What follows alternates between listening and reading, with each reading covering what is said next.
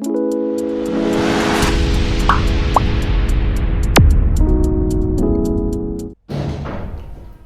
To genius classes. आज पढ़ने वाले हैं। कल की क्लास में अपन ने क्या पढ़ा था? कल की क्लास में पहले तो अपन ने पढ़ा था आर्यन इंजन का नामकरण। क्या पढ़ा था? आर्यन इंजन का नामकरण। आर्यन इंजन का नामकरण। इंजन का नामकरण। जैसे पहला जो खोजा गया था वो हिंद सेकंड था। अब इसके नाम के अकॉर्डिंग देखते हैं HIND हिंद सेकंड। पहला तो इसके ये किस पे डिपेंड करता है? जिससे आर्यन एंजाइम जिस जीवाणु या कोशिका से, जिस जीवाणु या सूक्ष्म जीव से निकाला जाता है उस पे डिपेंड करता है। पहला तो सूक्ष्म जीव की वंश पर डिपेंड करता है। सेकंड किस पे करता है? जाति पे डिपेंड करता है। थर्ड है प्रभेद। पहला है H वंश पे डिपेंड करता है। सेकंड IN जाति पे डिपेंड करता है। D प्रभेद है। और ये क्या है? ये है पृथक्करण और ये है प्रभेदों की संख्या। रोमन संख्या होती है जो प्रभेदों की संख्या पे डिपेंड करता है। फिर अपन ने पढ़ा था वाहक। वाहक क्या होता है? जो भी मतलब है ना, किसी भी जो वांछित जीन होती है उसे किसी दूसरी परपोषी कोशिका में ले जाने का कार्य करता है, उसे वाहक कहते हैं। दो वाहक देखे थे अपन ने, कृत्रिम और नेचुरल। कौन से देखे थे? कृत्रिम और प्राकृतिक और नेचुरल। पहला तो पढ़ते हैं प्राकृतिक। प्राकृतिक में कौन सा देखा था अपन ने? प्राकृतिक में देखा था प्लाज्मिड। सबसे छोटा प्लाज्मिड होता है जो सबसे छोटा होता है। कौन सा होता है? सबसे छोटा वाहक होता है। सबसे छोटा वाहक प्लाज्मिड सबसे छोटा वाहक होता है। सेकंड देखा था बैक्टीरियोफेज। कौन सा देखा था? बैक्टीरियोफेज। ये दोनों है जो प्राकृतिक है, मतलब नेचुरल में पाए जाते हैं। नेचर में पाए जाते हैं, अपने आप नेचुरल है। फिर देखते हैं कृत्रिम रूप से। तो कृत्रिम रूप से चार बताए थे, तो BAC, YAC, कॉस्मिड और फैगमिड। कौन से थे? BAC, YAC, कॉस्मिड और फैगमिड। अब ये BAC बैक्टीरियल, इसकी फुल फॉर्म होती है बैक्टीरियल आर्टिफिशियल क्रोमोसोम। कौन से होते हैं? Bacterial artificial chromosome. YAC की होती है yeast artificial chromosome. Yeast artificial chromosome. Cosmid होता है, इसमें बैक्टीरियोफेज का क्या रहता है? कॉस्मिड में बैक्टीरियोफेज का कोश स्थल रहता है। बैक्टीरियोफेज का कोश स्थल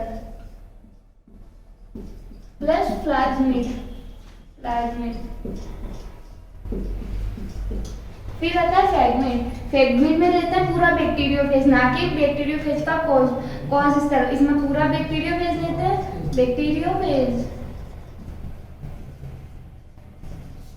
प्लस प्लाज्मिड।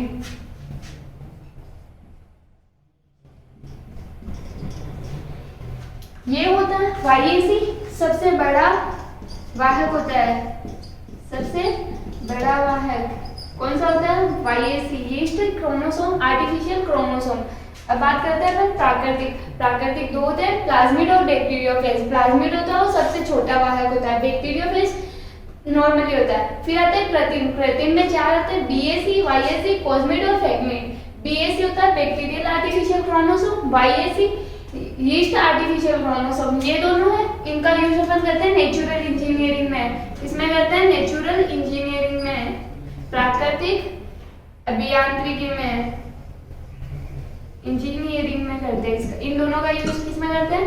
नेचुरल इंजीनियरिंग में। फिर आता है कॉस्मिड। अब कॉस्मिड का नाम किस तरीके से पढ़ा? बैक्टीरियोफेज का कोश स्थल रहता है तो कोश यहाँ से पढ़ा, और प्लाज्मिड का मिड ले लिया तो कॉस प्लस मिड कॉस्मिड बन गया। अब फैगमिड की बात करते हैं तो फैगमिड किससे बना? बैक्टीरियोफेज से।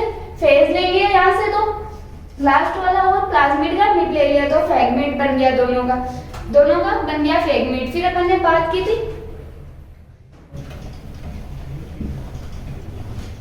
पृथक्करण, वो पैलिंड्रोमिक क्रम। पैलिंड्रोमिक क्रम कितने प्रकार के होते हैं? दो प्रकार के होते हैं, युग्मित और अयुग्मित।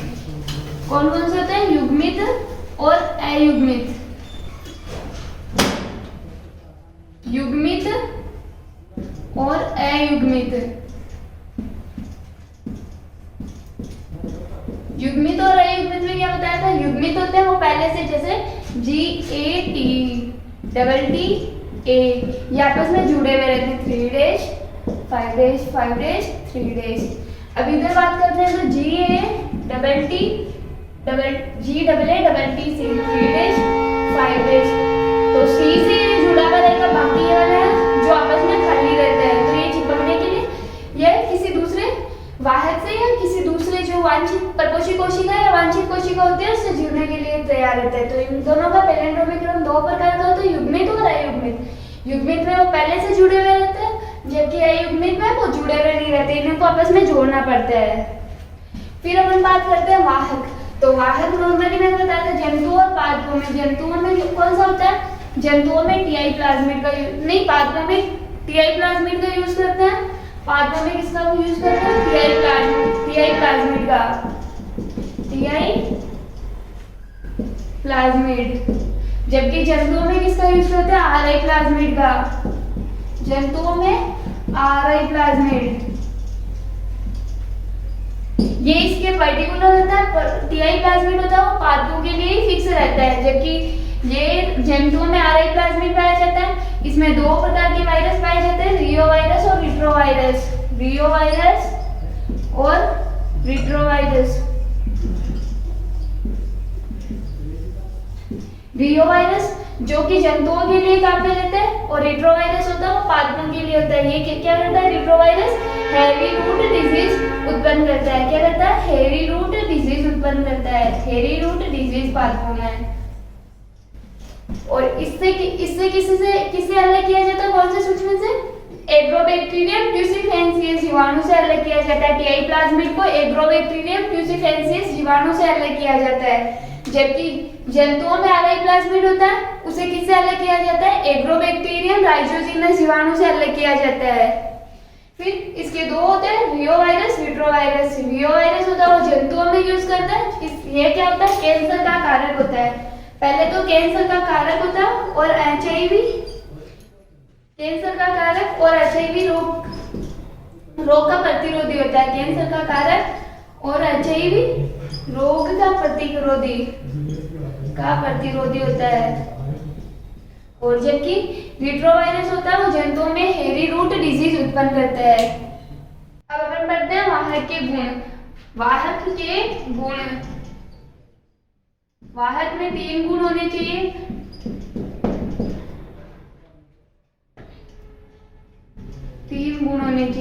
कौन कौन से? पहला तो ORI स्थल, ORI स्थल। सेकंड की बात करते हैं तो मार्कर, चयनात्मक मार्कर।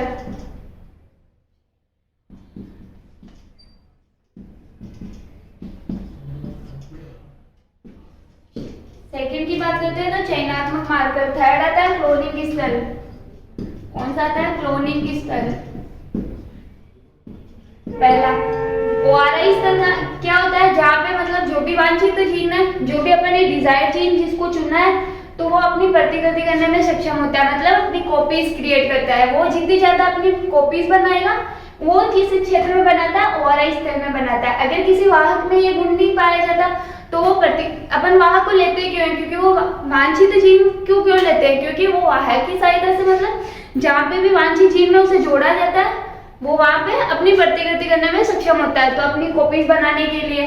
फिर आता है चयनात्मक मार्कर। चयनात्मक मार्कर में आता है ट्रांसफॉर्मेशन, एक नाम होता है ट्रांसफॉर्मेशन, जिसे चयनात्मक पारगम्य कहते हैं अपन। मतलब जो जा सकते हैं वो नहीं जा सकते। ये समझाया किसने था? ग्रिफिथ नामक एक वैज्ञानिक थे, उन्होंने समझाया था। ग्रिफिथ, याद रखना, ग्रिफिथ। इन्होंने क्या समझाया था? इन्होंने ये समझाया था कुछ जेनेटिक मटेरियल होते हैं वो एक ऑर्गेनिज्म से निकलकर दूसरे ऑर्गेनिज्म में जाते हैं, उन्हें तो अपन चयनात्मक कहते हैं। और जो एक ऑर्गेनिज्म से निकलकर दूसरे ऑर्गेनिज्म में नहीं जा सकते उन्हें अचयनात्मक कहते हैं। तो क्या होता है? ये समझाया किसने था? चयनात्मक मार्कर।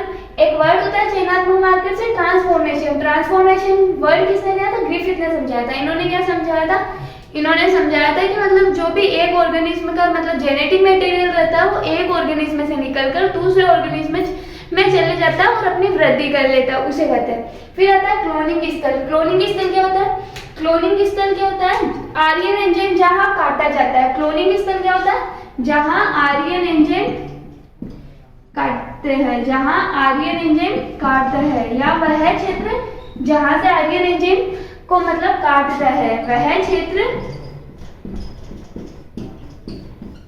जहां आर्यन एंजाइम काटता है,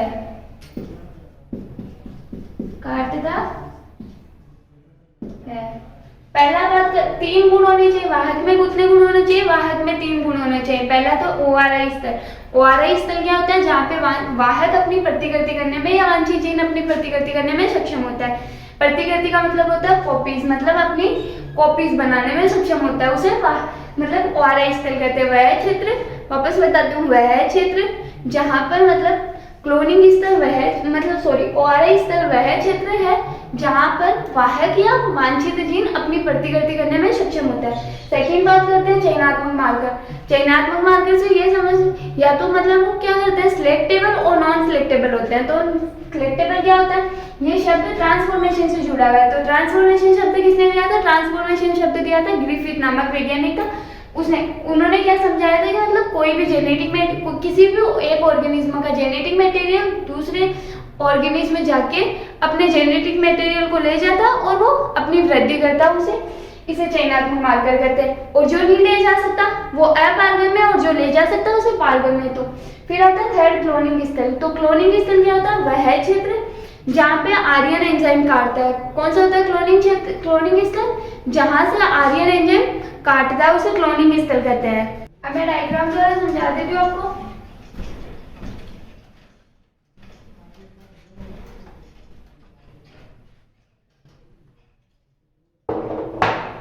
ये कोई भी वाहक है, वाहक पहला ORI स्तर, दूसरा चयनात्मक मार्कर, थर्ड क्लोनिंग स्तर।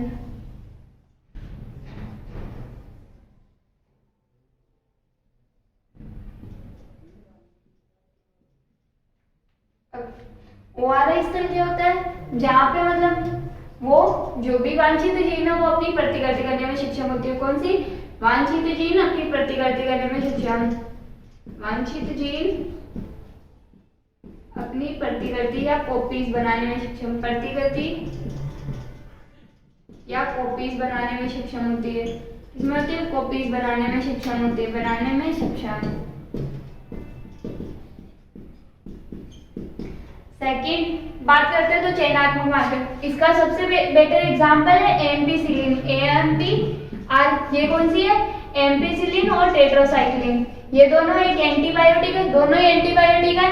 इसका होता है टेट्रासाइक्लिन और इसका होता है एम्पिसिलिन। टेट्रासाइक्लिन और एम्पिसिलिन दोनों एक चयनात्मक मार्कर के उदाहरण है। क्या है, दोनों सिलेक्टेबल है।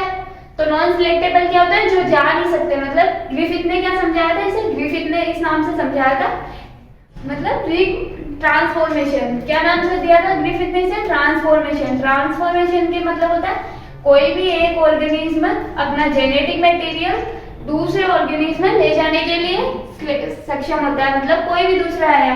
अब एम्पिसिलिन और टेट्रासाइक्लिन है, वो इसके अंदर या मतलब जो भी वांछित जीन है परपोषी कोशिका उसके अंदर ले जाने में सक्षम होती है।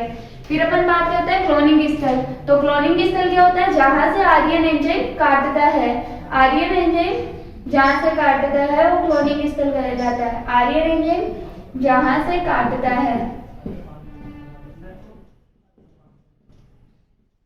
यहाँ से काटेगा तो ये क्लोनिंग स्थल हो गया। कोई भी वाहक में 3 गुण होने चाहिए। पहला ORI स्तर होने चाहिए, फिर सेकंड चयनात्मक मार्कर होना चाहिए, थर्ड क्लोनिंग स्थल होना चाहिए। ORI स्तर क्या होता है, वांछित जीन अपनी प्रतिकृति करने में सक्षम होता है या अपनी कॉपी बनाने में सक्षम होता है। सेकंड बात करते हैं तो चयनात्मक मार्कर। चयनात्मक मार्कर को ग्रिफिथ ने समझाया था, ग्रिफिथ ने ट्रांसफॉर्मेशन के नाम से समझाया था। और इसका सबसे बेटर एग्जांपल है टेट्रासाइक्लिन और एम्पिसिलिन। दोनों क्या है, एंटीबायोटिक। क्या है, एंटीबायोटिक है। दोनों एंटीबायोटिक है। फिर थर्ड बात करते हैं तो क्लोनिंग स्थल। क्लोनिंग स्थल क्या होता है? जहां से आर्यन एंजाइम काटता है। अब बात करते हैं वाहक। एक सबसे बेटर एग्जांपल है वाहक का पीबीआर 322।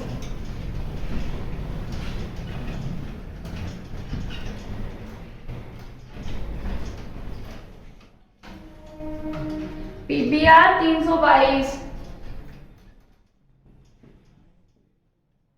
PBR 322, PBR 322।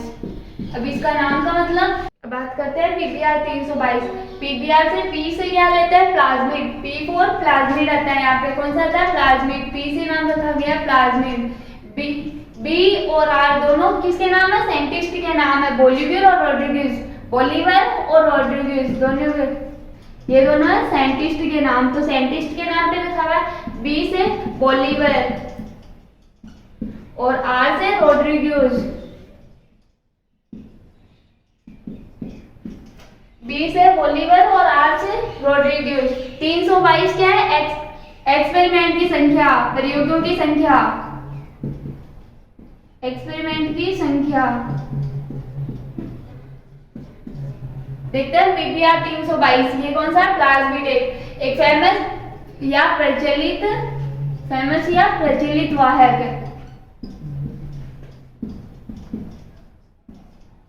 वाहक है। अब इसका पहले तो नाम देखते हैं, नाम किस तरीके से रखा है इसका? PBR, P for plasmid. B और आर है वो साइंटिस्ट के नाम है दोनों। बी से बोलिवर और आर से रोड्रिग्यूज। 322 क्या है? एक्सपेरिमेंट की संख्या। आज तक इस प्लाज्मिड पे कितने एक्सपेरिमेंट किए गए हैं? तो 322 किए गए हैं। अब पीबीआर 322 का नाम से तो मतलब पता चल गया फेमस है। पहला तो ये फेमस और प्रचलित वाहक है। सेकंड है प्लाज्मिड। पी से प्लाज्मिड, बी से और आर से दोनों साइंटिस्ट के नाम है बोलिवर और रोड्रिग्यूज। क्या है? बोलिवर और रोड्रिग्यूज। 322 एक्सपेरिमेंट की संख्या है।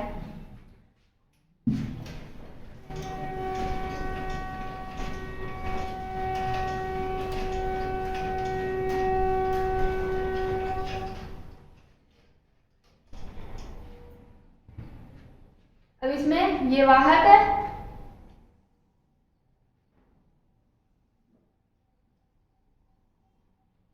पीबीआर 322। पहले बात करते हैं तो इसमें 3 क्षेत्र पाए जाएंगे। वो तो कोई वाहक, कोई सा भी वाहक हो उसके तीनों के गुण होते हैं। वो तो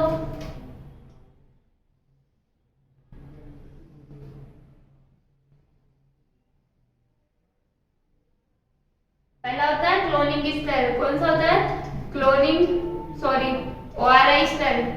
फर्स्ट है ओआरआई स्तर, जहां पर क्या होता है? फंक्शन क्या होता है इसका? रेप्लिकेशन का, प्रतिकृति का फंक्शन रेप्लिकेशन।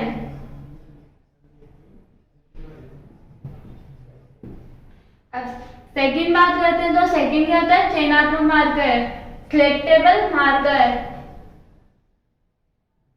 Selectable marker. तो इसका क्या कार्य होता है? कोई भी जेनेटिक मटेरियल एक ऑर्गेनिज्म से दूसरे जेनेटिक मटेरियल को ट्रांसफर का काम होता है। जेनेटिक मटेरियल को ट्रांसफर का काम होता है। क्या होता है? जेनेटिक मटेरियल को ट्रांसफर का काम होता है, ट्रांसफर। थर्ड बात करते हैं तो क्लोनिंग स्थल आता है। कौन सा आता है? क्लोनिंग स्थल।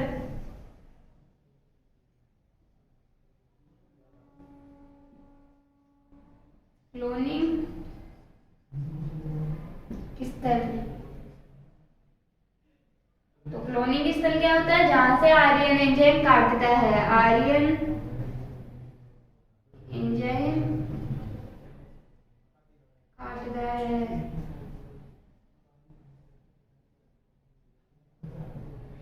अब यहाँ पे दो होते हैं। कौन से होते हैं? एम्पिसिलिन, दोनों एंटीबॉडी है। कौन सा होता है? एम्पिसिलिन और टेट्रासाइक्लिन। कौन से? दोनों एंटीबॉडी है।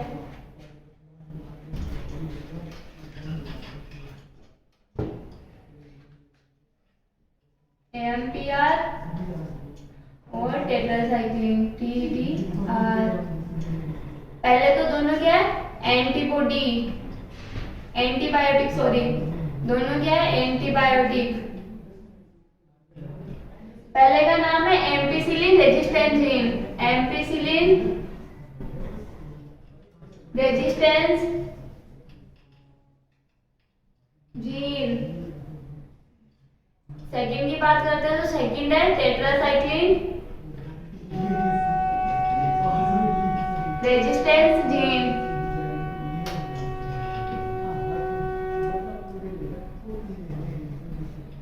कौन कौन सी है?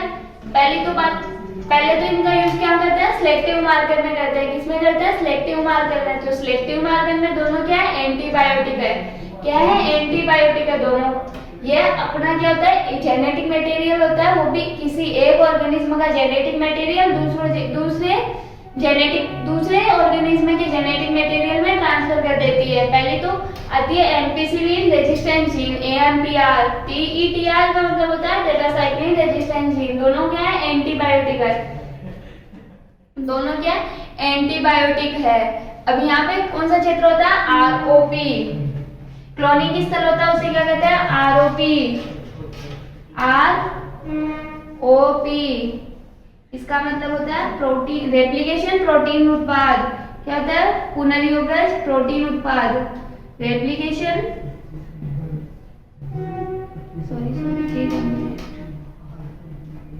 Recombinant protein product, recombinant protein product.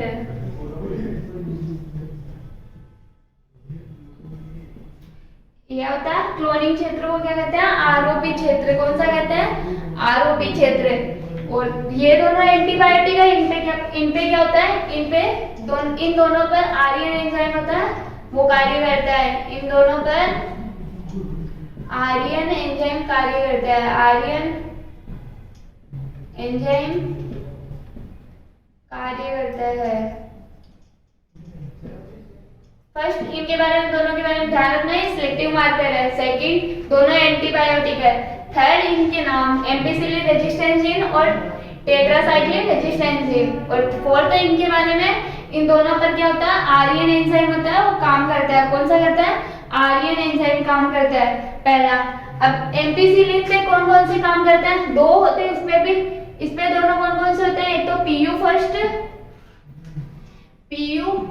First और सेकंड है PS सेकंड। कौन से है, ध्यान रखना। ये वैसे तो पूछते नहीं है, बट अगर याद हो तो बढ़िया रहता है। PU फर्स्ट, दोनों पे कौन सा आर्यन एंजाइम, इस पे कौन सा आर्यन एंजाइम काम करता है, PU फर्स्ट और PS फर्स्ट। कौन सा काम करता है, PU फर्स्ट और PS सेकंड। कौन सा करता है, PU फर्स्ट और PS सेकंड। अब टेट्रासाइक्लिन की बात करते हैं तो टेट्रासाइक्लिन में कौन सा करता है, PST और PUE। PST फर्स्ट और PUE सेकंड। वैसे तो ये दोनों नाम में जो आर्यन एंजाइम के वो मैटर नहीं करते, बट अगर बात करते हैं तो पहला तो PU फर्स्ट है जो एम्पिसिलिन पे काम करते हैं। दोनों के नाम PU फर्स्ट और PS सेकंड। अब टेट्रासाइक्लिन की बात करते हैं तो टेट्रासाइक्लिन पे दोनों कौन से आर्यन एंजाइम का काम करता है, PUV सेकंड और PST फर्स्ट। कौन कौन से करता है, PUV सेकंड और PST फर्स्ट। अब बात करते हैं, वापस से समझा देती हूँ एक बार। पहले तो देखते हैं ये क्या है, PBR 322। कौन सा है, PBR 322। PBR से जैसे नाम का मतलब निकलता है, P से प्लाज्मिड, B और R का मतलब होता है साइंटिस्ट, B और R, B से बोलीवर और R से रोड्रिग्यूज। फिर आता है 322। आज तक कितने एक्सपेरिमेंट हुए, तो 322 प्लाज्मिड। इस पे PBR पे 322 एक्सपेरिमेंट किए गए हैं, तो 322 हो गए। फिर अपन बात करते हैं तो इसके डायग्राम की। इस पे मैंने बताया था कोई भी वाहक के 3 गुण होते हैं। पहला तो ORI स्थल पाना चाहिए, सेकंड चयनात्मक मार्कर होना चाहिए, थर्ड क्लोनिंग स्थल होना चाहिए। तो इसमें पहला तो ORI स्थल ये रहा, सेकंड सिलेक्टिव मार्कर, चयनात्मक मार्कर की बात करते हैं तो ये रहा, थर्ड की बात करते हैं तो क्लोनिंग स्थल ये रहा। अब फर्स्ट क्लोनिंग ORI क्षेत्र पढ़ते हैं। ORI स्थल का कार्य क्या होता है, ORI स्थल का कार्य क्या होता है, रेप्लिकेशन का, प्रतिकृति का होता है। क्या होता है ORI स्थल का कार्य, रेप्लिकेशन यानी प्रतिकृति का होता है, वो अपनी कॉपीज बनाने में सक्षम होता है। सेकंड बात करते हैं अपन सिलेक्टिव मार्कर। तो सिलेक्टिव मार्कर की वजह से क्या होता है, इसे ग्रिफिथ ने समझाया था। ग्रिफिथ ने किस नाम से समझाया था, ट्रांसफॉर्मेशन। ट्रांसफॉर्मेशन मतलब कि कोई भी मतलब एक ऑर्गेनिज्म का जेनेटिक मटेरियल है वो दूसरे ऑर्गेनिज्म में जेनेटिक मटेरियल में जाके किस प्रकार वृद्धि करता है। तो सेकंड चीज ये। फिर इसमें कौन कौन से एग्जांपल आते हैं इसकी, दो एंटीबायोटिक है, एक तो एम्पिसिलिन एम्पिसिलिन रेजिस्टेंस जीन और टेट्रासाइक्लिन रेजिस्टेंस जीन। तो दोनों की ये रहा ampicillin AMPR ampicillin resistance gene, TETR tetracycline resistance gene. अब इनकी बात करते हैं तो ये दोनों क्या है, एंटीबायोटिक है। क्या है दोनों, एंटीबायोटिक हो। और इनपे क्या होता है, इनपे आर्यन एंजाइम होता है वो कार्य करता है। इनपे क्या होता है, इनपे जो आर्यन एंजाइम होते हैं वो कार्य करते हैं। अब इनकी बात करते हैं तो इनपे आर्यन एंजाइम कौन कौन से काम करते हैं। पहला एम्पिसिलिन पे बात करते हैं। तो एम्पिसिलिन पे दो आर्यन एंजाइम काम करते हैं। तो दो कौन कौन से, पीयू फर्स्ट पहला आर्यन एंजाइम है, सेकंड है पीएस सेकंड। कौन कौन से हैं, पीयू फर्स्ट और पीएस सेकंड दोनों आर्यन एंजाइम है जो किस पे काम करते हैं, एंटीबायोटिक पे काम करते हैं। आर्यन एंजाइम आर्यन एंजाइम की बात करते हैं टेट्रासाइक्लिन की। तो टेट्रासाइक्लिन रेजिस्टेंस जीन होती है वो इसमें भी दो आर्यन एंजाइम काम करते हैं। दोनों कौन कौन से, पीयू सेकंड और पीएसटी फर्स्ट। ये दोनों क्या है, ये भी आर्यन एंजाइम है। कौन से हैं, दोनों आर्यन एंजाइम ये दोनों भी आर्यन एंजाइम है। फिर बात करते हैं क्लोनिंग स्थल। तो थर्ड आता है क्लोनिंग स्थल। तो क्लोनिंग स्थल किसे कहते हैं, जहां से आर्यन एंजाइम काटता है। पहली बात तो ये, जहां से आर्यन एंजाइम काटता है तो क्लोनिंग स्थल। फिर यहाँ पे क्या होता है, आरओपी बनता है, मतलब रिकॉम्बिनेंट प्रोटीन उत्पाद बनता है। यहाँ पे रिकॉम्बिनेंट प्रोटीन प्रोडक्ट बनता है, पुनर्योगज प्रोटीन उत्पाद बनता है। यहाँ पे जहाँ पे क्लोनिंग स्थल होता है वहां बनता है। अब अच्छी तरीके से समझ आ गया होगा। एक बार शॉर्टली वापस से समझा देती हूँ। पहले तो कोई भी वाहक हो तो उसमें तीन गुण होने चाहिए। पहला ओआरआई स्थल होना चाहिए। ओआरआई स्थल का क्या कार्य होता है, ओआरआई स्थल का कार्य होता है, ओआरआई स्थल का क्या कार्य होता है, ओआरआई स्थल का ये कार्य होता है कि पहले तो वो अपनी उसका क्या कार्य होता है, रेप्लिकेशन मतलब प्रतिकृति या कॉपीज बनाने में सक्षम होना चाहिए। सेकंड अपन बात करते हैं सिलेक्टिबल मार्कर मतलब चयनात्मक मार्कर। उसका क्या काम होता है, पहली तो बात उसे समझाया किसने था, उसे समझाया था ग्रिफिथ ने। किस नाम दिया था, ट्रांसफॉर्मेशन। ट्रांसफॉर्मेशन का मतलब क्या होता है, कोई भी एक ऑर्गेनिज्म का जेनेटिक मटेरियल है वो दूसरे ऑर्गेनिज्म के जेनेटिक मटेरियल में ट्रांसफर करना। थर्ड बात करते हैं अपन क्लोनिंग स्थल। तो क्लोनिंग स्थल क्या होता है, जहां से आर्यन एंजाइम काटता है। क्या होता है, जहां से आर्यन एंजाइम काटता है। तो ये आपका हो गया पीबीआर 322।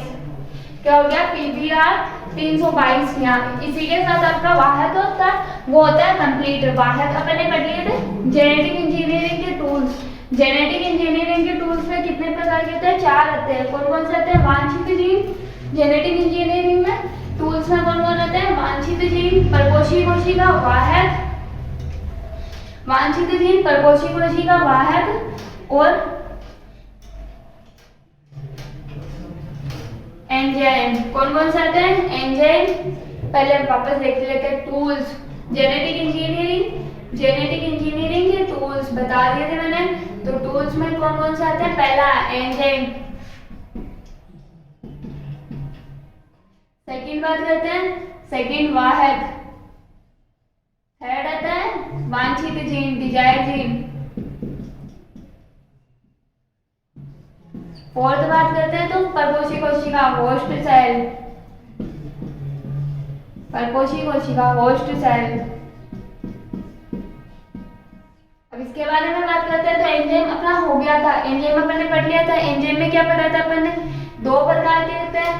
पहला तो डीएनए के निष्कासन के लिए और दूसरा डीएनए के पाचन के लिए। पहला डीएनए के निष्कासन के लिए, डीएनए के निष्कासन के लिए,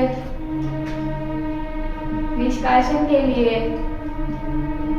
सेकंड डीएनए के पाचन के लिए।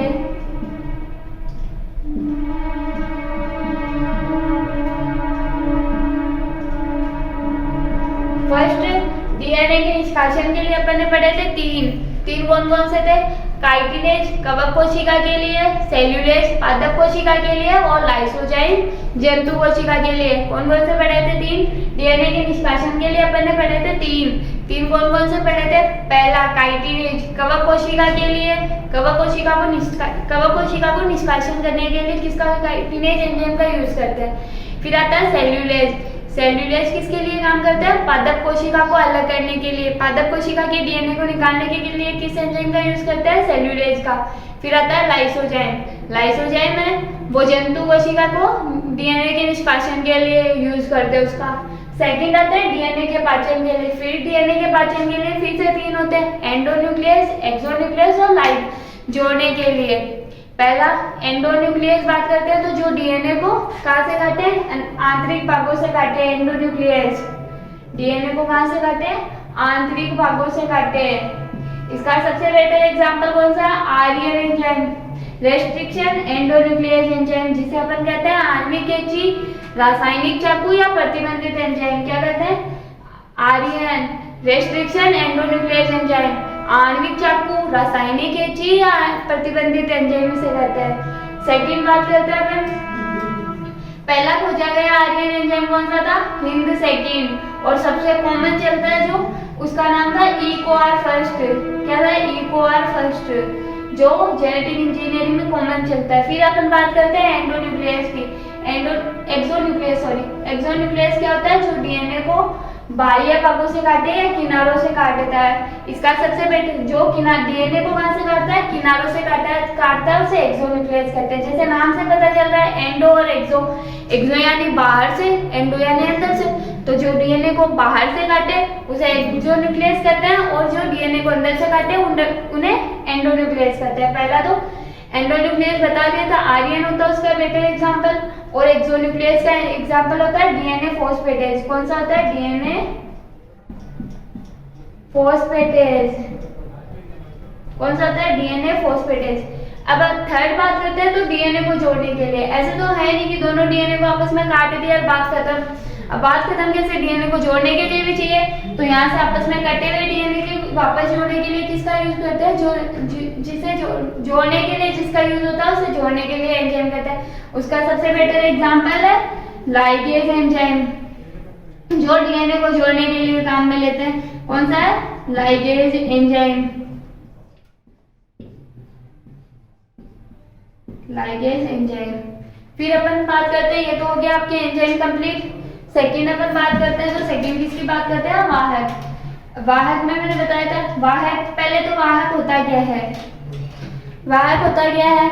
जो मतलब वांछित जीन को परपोषी कोशिका में ले जाने का कार्य करता है। वाहक, इसकी सहायता से अपन वांछित जीन को परपोषी कोशिका में ले जाते हैं। तो वाहक अपन ने पढ़े थे कितने? 2 प्रकार के होते हैं, कृत्रिम और प्राकृतिक, आर्टिफिशियल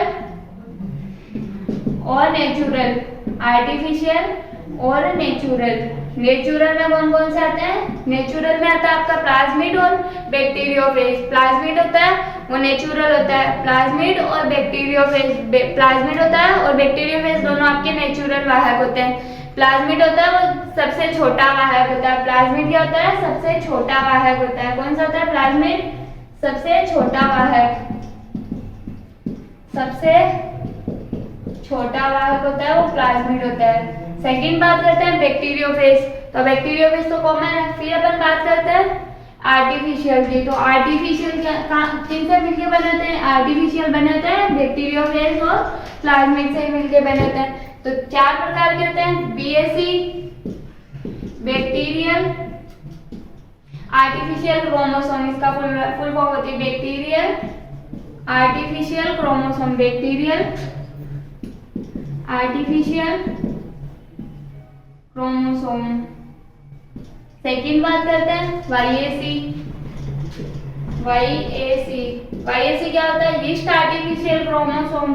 कौन सा होता है? Yeast artificial chromosome. ये दोनों है, होते तो दोनों ही आर्टिफिशियल है, पर इनका यूज कहाँ करते हैं? नेचुरल इंजीनियरिंग में।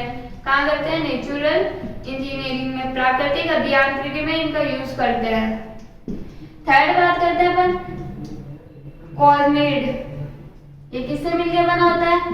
बैक्टीरियोफेज का तो कोश स्तर लेते हैं। किसका कोश स्तर? बैक्टीरियोफेज का कोश स्तर लेते हैं। और प्लाज्मिड, अब इसका नाम से, जैसे नाम से ही पता चल रहा है, बैक्टीरियोफेज का कोश यहाँ से लिया, मिड यहाँ से लिया, प्लाज्मिड का मिड लिया, तो कॉर्निड बन गया। अब फोर्थ बात करते हैं फैगमिड।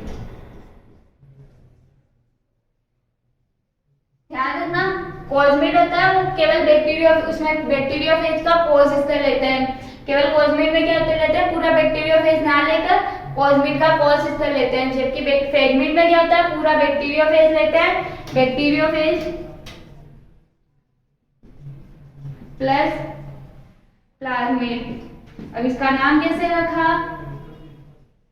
नाम बैक्टीरियोफेज से फेज ले लिया और यहाँ से प्लाज्मिड का मिड ले लिया, तो फेग प्लस मिड फ्रेगमेंट। अब बात करते हैं तो इसमें सबसे बड़ा, सबसे छोटा तो अपना हो गया प्लाज्मिड। अगर बात करते हैं सबसे बड़ा वाला कौन सा होता है, सबसे बड़ा वाला होता है YAC yeast chromosome, yeast artificial chromosome. कौन सा होता है, सबसे बड़ा आता है यीस्ट आर्टिफिशियल क्रोमोसोम, जबकि सबसे छोटा होता है प्लाज्मिड।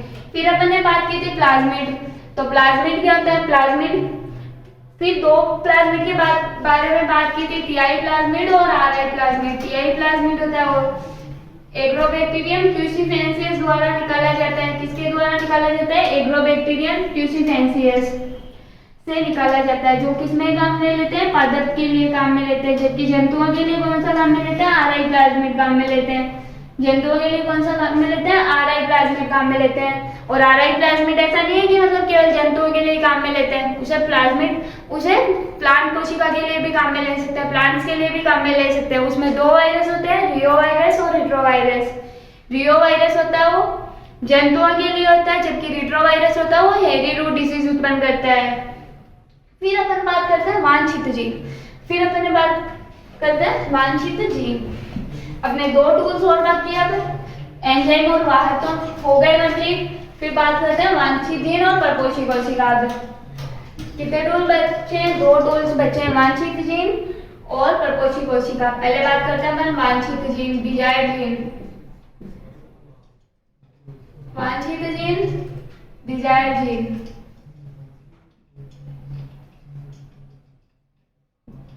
फर्स्टली इसके बारे में, ये प्राकृतिक होती है, क्या होती है, नेचुरल होती है या प्राकृतिक होती है, क्या होती है, नेचुरल या प्राकृतिक होती है।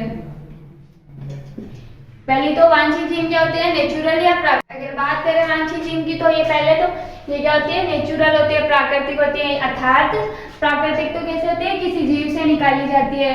कैसे होती है, किसी जीव से निकाली जाती है, किसी जीव से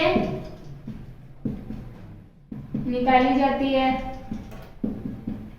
सेकंड पॉइंट के बारे में बात करते हैं इसके, तो सेकंड पॉइंट इसका क्या होता है कि वह जीन जिसे ट्रांसफर किया जाता है, वह जीन जिसे ट्रांसफर किया जाता है, ट्रांसफर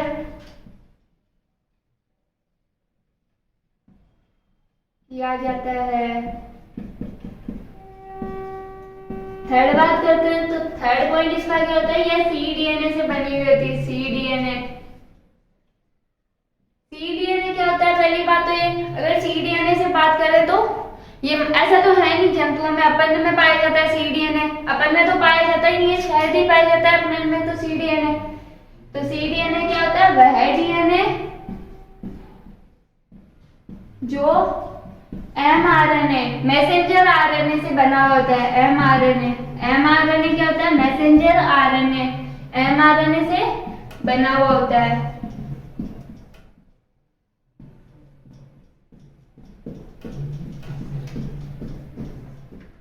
फिर अगर बात करते हैं ये cDNA से बनी हुई होती है, पहला तो इसका पहली क्या होती है, पहली संश्लेषित जीन, पहली संश्लेषित या आर्टिफिशियल जीन किसने बनाई थी, हरगोविंद खुराना, हरगोविंद खुराना, HG खुराना। इन्होंने जो जीन बनाई थी, जो जीन इन्होंने बनाई थी वो किससे बनी हुई थी, tRNA, tRNA संश्लेषित जीन, नहीं सॉरी tRNA एलेनिन जीन। कौन सी थी, tRNA एलेनिन जीन, जो किससे बनी हुई थी, 77 न्यूक्लियोटाइड से को जोड़कर बनी हुई थी,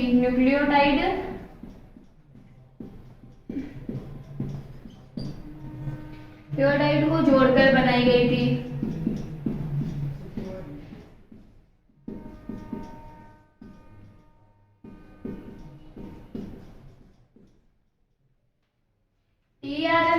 टीआरएनए एलेनिन जो जीन थी, यह पहली बात तो ये इन्होंने बना तो दी थी, पर ये नॉन फंक्शनल थी। क्या थी? इसने कार्य नहीं किया था। नॉन फंक्शनल बनाई थी बस ओनली, इसने कार्य नहीं किया था। नॉन फंक्शनल जीन थी। परंतु जो हरगोविंद खुराना थे वो पहली कृत्रिम जीन बनाने में सफल हुए थे। पहली कृत्रिम जीन बनाने में सफल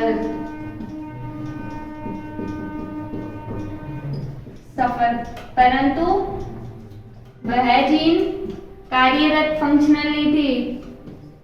वह जीन फंक्शनल मतलब कार्यरत नहीं थी।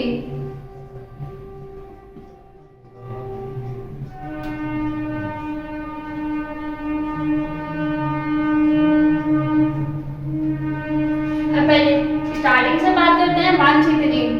वांछित जीन, डिजायर्ड जीन।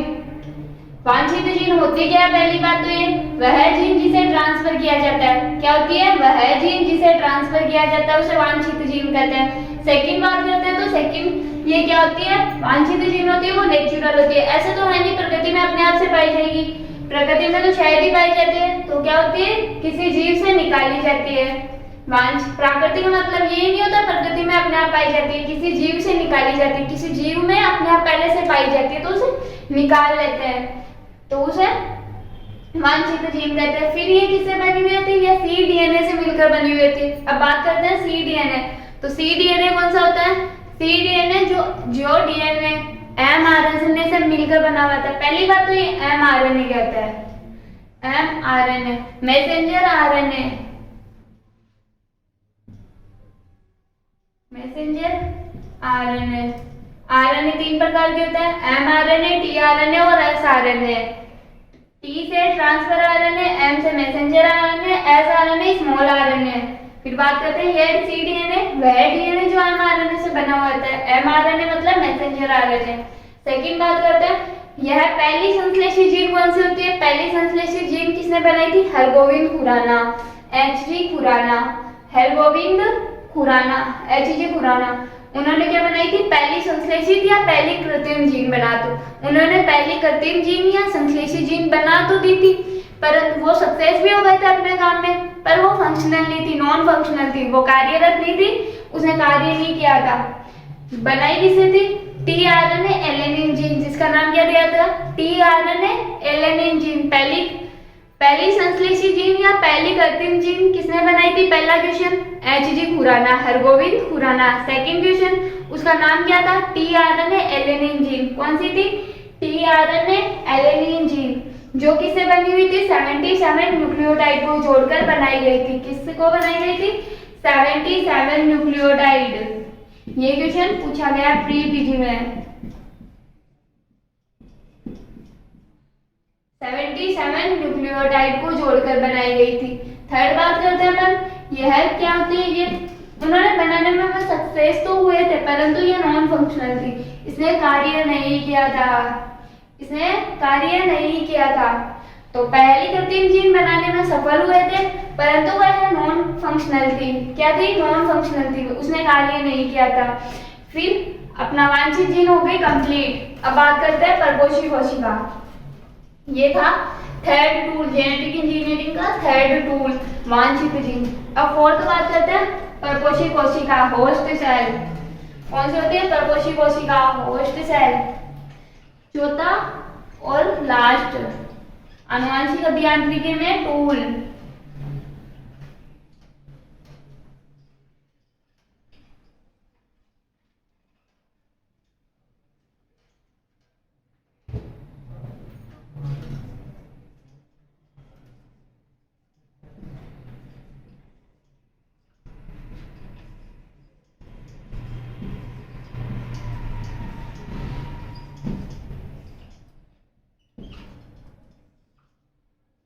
परपोषी कोशिका, होस्ट सेल।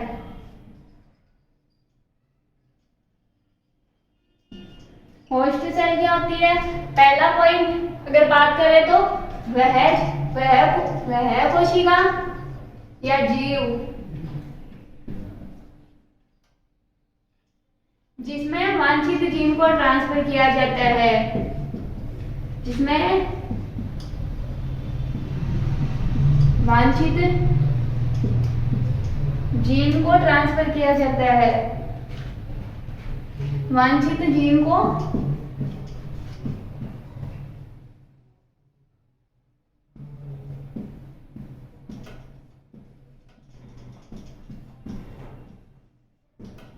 परपोषी कोशिका। होस्ट सेल वह कोशिका जिसमें वांछित जीन को ट्रांसफर किया जाता है। क्या होता है? वह कोशिका जिसमें वांछित जीन को ट्रांसफर किया जाता है। पहली तो बात किसकी सहायता से करते हैं? वाहक की सहायता से। तो परपोषी कोशिका क्या होती है? जिसमें वांछित जीन जो अपन ने सिलेक्ट की है उसे वाहक की सहायता से परपोषी कोशिका किसी दूसरी कोशिका में जिसमें ट्रांसफर करते हैं उसे परपोषी कोशिका कहते हैं। उसे क्या कहते हैं? परपोषी कोशिका कहते हैं। परपोषी कोशिका होस्ट सेल वह कोशिका जिसमें वांछित जीन को ट्रांसफर किया जाता है। सेकंड बात करते हैं परपोषी कोशिका होती क्या है? परपोषी कोशिका अपन सामान्यतः प्लांट, एनिमल, फंगस, यीस्ट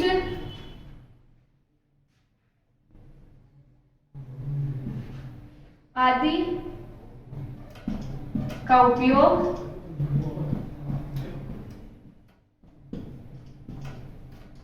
या यूज कर सकते हैं। परपोषी कोशिका के रूप में अपन किस का यूज कर सकते हैं? प्लांट, एनिमल, फंगस, यीस्ट आदि का उपयोग कर सकते हैं। लेकिन परंतु सबसे सामान्य होते हैं, सबसे सामान्य परपोषी कोशिका सबसे सामान्य परपोषी कोशिका में किसका यूज करते हैं? यीस्ट और ई कोलाई। परपोषी कोशिका के लिए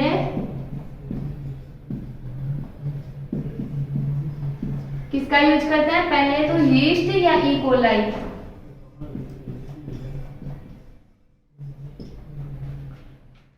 का उपयोग करते हैं। और क्यों करते हैं? क्योंकि यह अपनी रेप्लिकेशन मतलब प्रतिकृति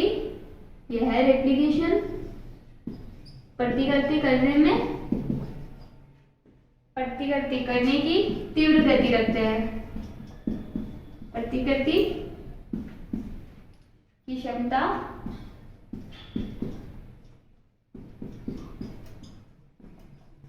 उच्च होती है।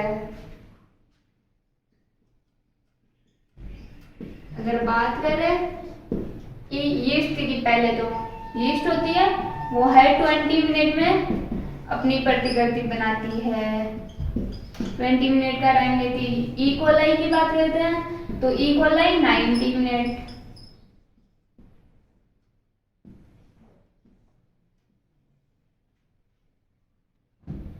यहाँ पे वृद्धि दर की बात करें या प्रतिकृति या वृद्धि दर भी कह सकते हैं, इसे अपन क्या कहते हैं? वृद्धि दर या ग्रोथ रेट।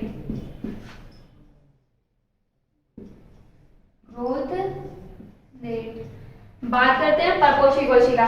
परपोषी कोशिका होस्ट सेल पहले तो वह कोशिका जिसमें वांछित जीन को, पहले तो याद रखना वांछित जीन फिर ट्रांसफर, वांछित जीन को ट्रांसफर करते हैं। वह कोशिका जिसमें वांछित जीन को ट्रांसफर किया जाता है क्या कहलाती है? परपोषी कोशिका कहलाती है। सेकंड अपन इसमें क्या क्या यूज कर सकते हैं? प्लांट, एनिमल, फंगस या कोई भी कवक, यीस्ट आदि का उपयोग कर सकते हैं। किसका यूज कर सकते हैं परपोषी कोशिका के रूप में? प्लांट, एनिमल, फंगस और यीस्ट, इनका यूज कर सकते हैं। लेकिन अपन करते किसका सामान्यतः? यीस्ट और ई कोलाई का, यीस्ट और ई कोलाई का। क्यों करते हैं? क्योंकि यह रेप्लिकेशन या अपनी प्रतिकृति बनाने में इनकी वृद्धि दर उच्च होती है। क्या होती है? वृद्धि दर उच्च होती है। फिर यीस्ट की बात करते हैं तो यीस्ट 20 मिनट में अपनी प्रतिकृति बनाती है। हर 20 मिनट में यीस्ट अपनी प्रतिकृति या रेप्लिकेशन या कॉपी बनाती है। इकोलाई की बात करें तो वो हर 90 मिनट में अपनी कॉपी बनाती है। क्या करती है? हर 90 मिनट में अपनी कॉपी बनाती है। अब बात करते हैं प्लांट। अगर प्लांट का सबसे बेटर एग्जांपल देखें तो बीटी, नाम सुना होगा, बीटी का पास। इसका यूज, प्लांट का यूज क्या था इसमें? परपोषी कोशिका के रूप में, जो कि क्या होता है? बोलवर्म होता है, उसके अगेंस्ट होती है। बोलवर्म, गोलकर्मी, उनके उसके प्रति प्रतिरोधी होती है। क्या होती है? प्रतिरोधी होती है। ये होते हैं आपके कंप्लीट जेनेटिक इंजीनियरिंग के टूल्स। हो गए अब कंप्लीट।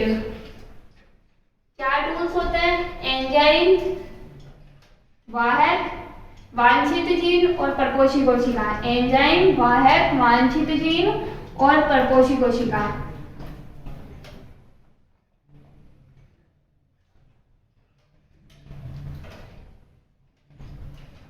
अब बात करते हैं अपन जेनेटिक इंजीनियरिंग के एप्लीकेशन। क्या होता है? जेनेटिक इंजीनियरिंग के एप्लीकेशन। जेनेटिक इंजीनियरिंग के एप्लीकेशन मतलब यूज।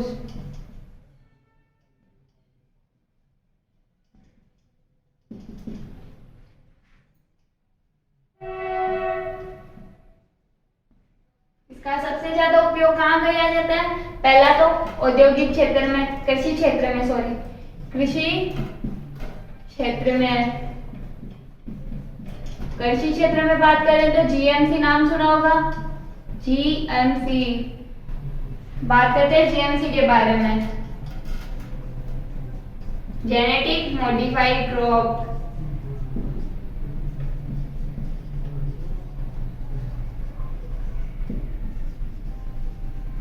क्या होती है genetic modified crop? Genetic modified crop को अपन क्या कहते हैं? ट्रांसजेनिक क्रॉप भी कहते हैं। क्या कहते हैं? Transgenic crop. अगर मैं बात करूं तो पहली ट्रांसजेनिक क्रॉप कौन सी थी वर्ल्ड में? अगर वर्ल्ड की बात करें तो पहली ट्रांसजेनिक क्रॉप थी तंबाकू। तंबाकू पहली ट्रांसजेनिक क्रॉप थी वर्ल्ड में। अगर बात करूं इंडिया में तो इंडिया में कौन सी थी? बीटी, कपास या कपास, कॉटन।